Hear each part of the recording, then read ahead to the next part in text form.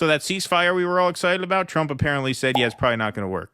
All Like right. when Gene asks to retire to Miami and he takes the watch from Tony takes the watch as a gift, and then he has Silvio say, yeah, that's not going to happen. That Florida thing, that's a Yeah, no-go.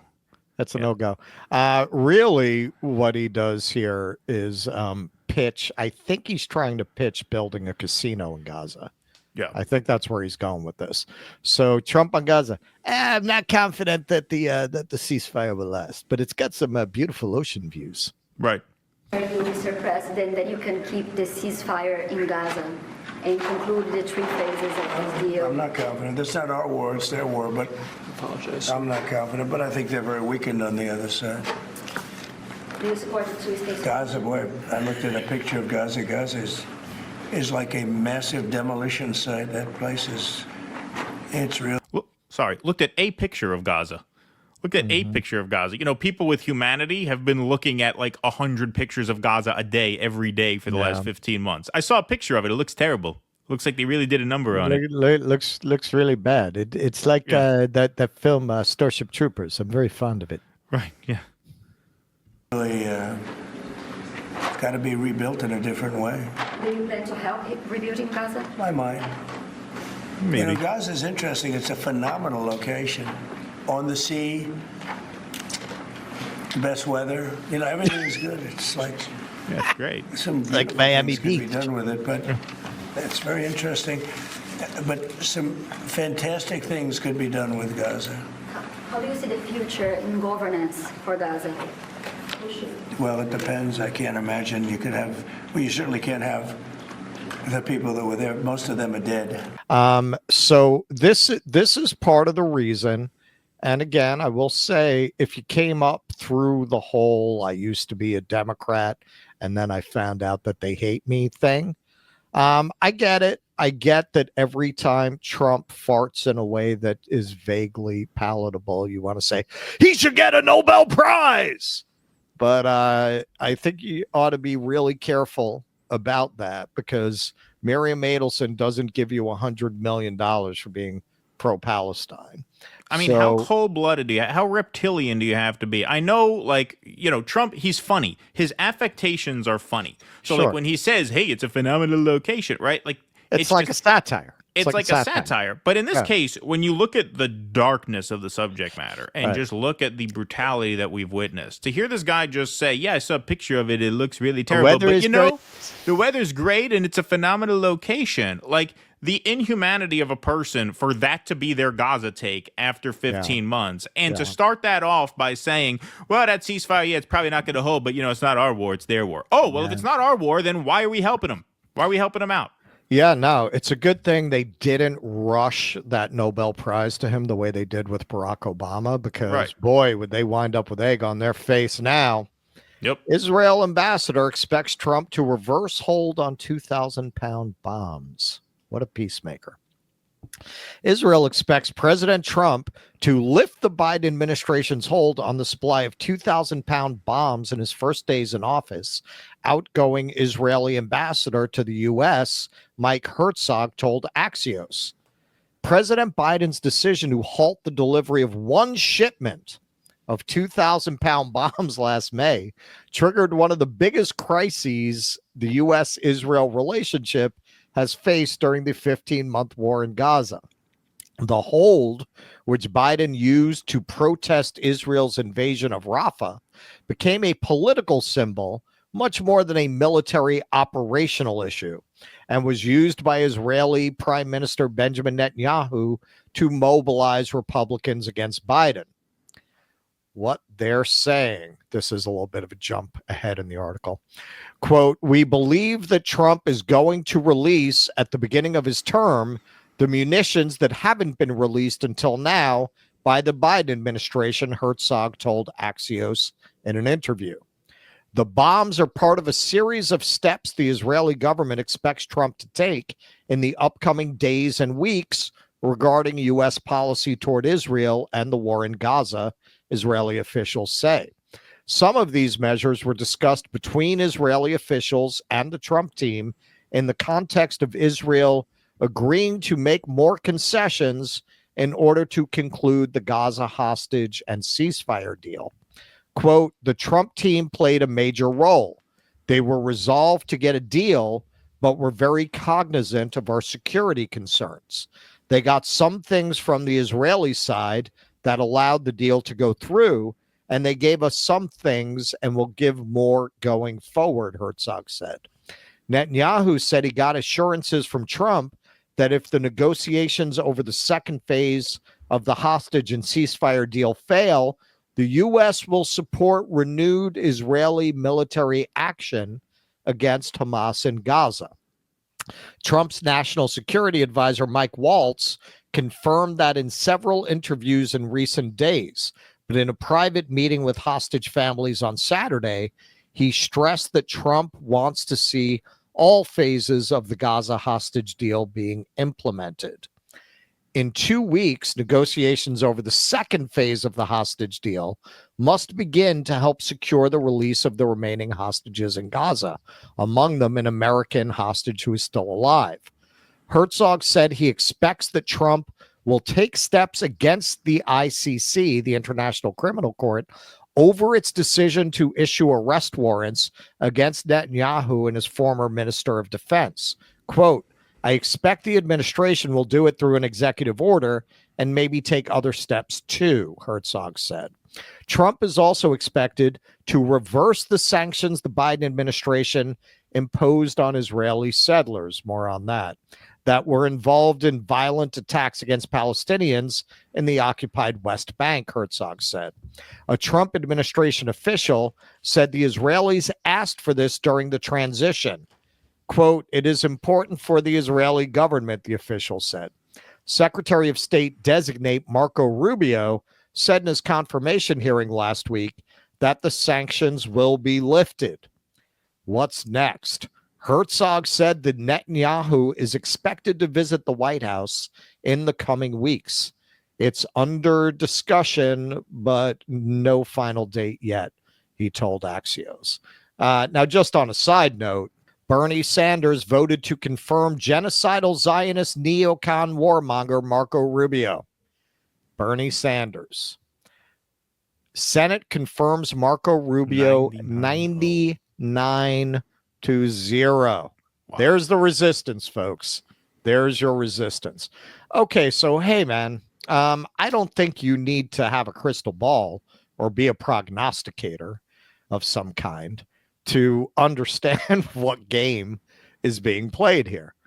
And look, I don't want you bombing a bunch of kids during my inauguration. It's bad. It's very bad. People don't want to see that during the inauguration. It's going to ruin the ceremonies. Listen, I'm going to lift the sanctions on the settlers. You can go into the West Bank. Nobody's going to pay a lot of attention to that. And then later on, you say they broke the deal. You know, it's almost looking to me like, sorry, did you have more? I didn't mean to cut you off. No, go ahead. It is almost looking to me more like he didn't want the optics of the ceasefire. He wanted the hostages released because he did this big event with the families of the hostages on the stage post-inauguration. He wanted the hostage families as props. So if I can rescue some hostages before I take office, that's going to make me look amazing. I think that was more his priority than a ceasefire. The ceasefire is obviously not a priority. He just said, hey, I don't have confidence that it'll hold. Will you help rebuild Gaza? Maybe. What is it? Yeah, maybe I will. It's got nice weather. Yeah, it'll have to be rebuilt differently. I mean, that's what he's saying. He's saying what Jared Kushner's been saying. It's beachfront property. That's beachfront property, baby. Yes, and as we will see in a second segment and a little bit in this one, the Israelis are already seizing on this opportunity to take the West Bank. That's what they're doing. They're playing a game. All right. We'll let some aid through. We'll let some hostages out. We'll have a little ceasefire there. We'll get back to that later. Right now, what we got from Trump is lifting sanctions on our psychopathic, murderous settlers. So now they're going to take that as a signal to go ethnically cleanse the Palestinians. So we'll see how that's playing out on the ground. The old magic trick. Look at this hand over here, so you don't look at this, so you don't see what this is doing. I celebrate Gaza. Don't look at the West Bank.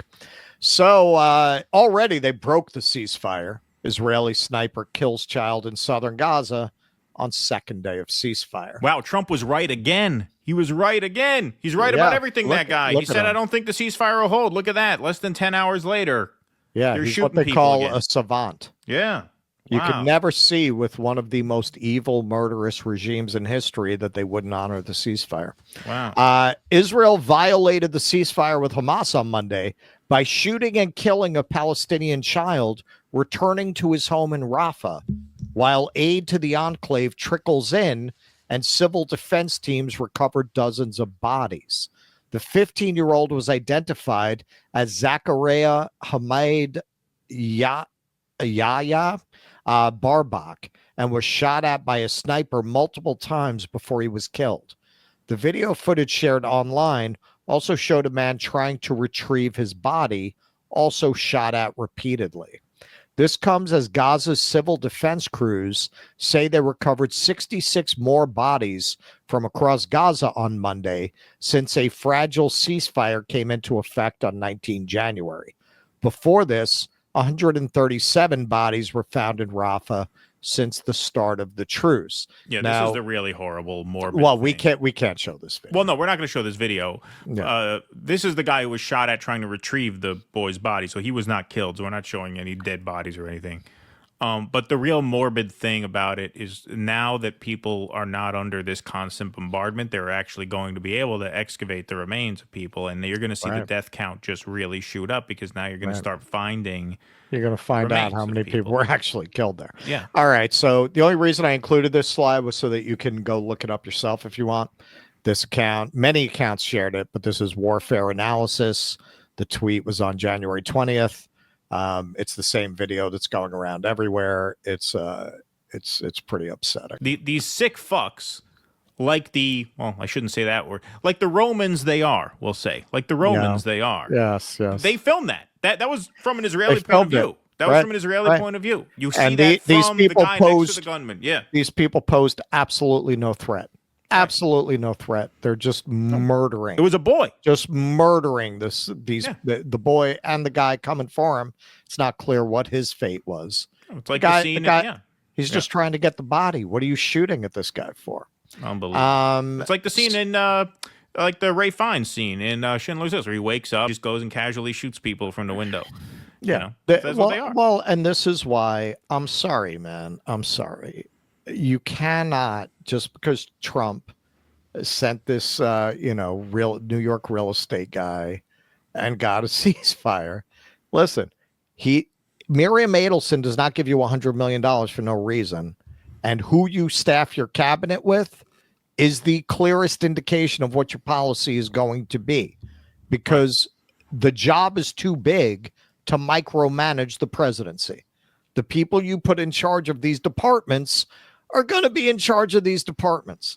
And except in very extreme cases where they really violate your priorities and you need to fire them, their ideologies are going to be reflected in what those departments do. When you staff all of your department heads with Zionist maniacs, that's a statement of intent. Exactly. So to think because he didn't, he wants to get credit for bringing peace to his region, while at the same time, ultimately, if you look at the moves that are being made, it's all serving the objective of greater Israel. He's not trying to stop this war. He's trying to get plausible deniability while helping Israel achieve its long-term goals of establishing greater Israel. Yes, and the PR win, just to reiterate, because I really feel pretty strongly about this at this point, given how flippant and sort of casually he shrugged off whether or not the ceasefire would last. The PR win from his perspective is the hostages, not the ceasefire. The PR win from him is I got the hostages back when Joe Biden couldn't. That's what he's willing to. That's what he wants in the spotlight. Of course. And this is why, again, I understand if you came up and you got abused by the Democrats and all that, you want to start screaming about, look at what Trump did. You don't want to own this guy. You don't want to own this administration. And I promise you, you are not going to want any part of what his long-term overall policy in regards to Israel is going to be. Anyone getting out in front of that now is going to have a lot of egg on their face later. Right. I agree. In this respect, even on the immigration front, that's what we did 2 segments on that, right? I mean, again, that's a more nuanced topic than this one. This one's not nuanced at all, but still, like, yeah, you want people coming up, getting their appointment canceled an hour in advance and having to go back to Venezuela without their child who they thought they were going to see and tried to arrange to see them legally, as that woman did. You want to laugh in their face while you want to own the coalition that laughs in their face saying, "Hey, go home, I don't give a fuck," that you're an asshole. You're just an asshole at that point. Exactly. Like, hey, the point that the Biden administration was lying the whole time, which we always knew about being able to get a ceasefire, that's valid. That's legit. But when you start running around, Donald Trump is a poet warrior in the classic sense, it's going to be a very embarrassing position to defend. I don't think in a year. I think in a week. Already. Almost. Already. Really, already. Yeah. I mean, they broke the ceasefire. They shot a kid who posed no threat to them. And then they shot at the guy who was trying to recover the body. Right. That's a violation. Like, I don't know why that's not getting out there more. That clearly happened. That's not been made up. That's been reported pretty widely. What people are holding out hope that, I guess, maybe people are saying, hey, maybe if we don't make too big a deal about this, maybe we can keep the ceasefire going. Whereas if this becomes a thing, now there's going to be retaliation, and now it's just going to be full-fledged war again. Who knows? But the bottom line is not good. Believe me, not good. Please clap.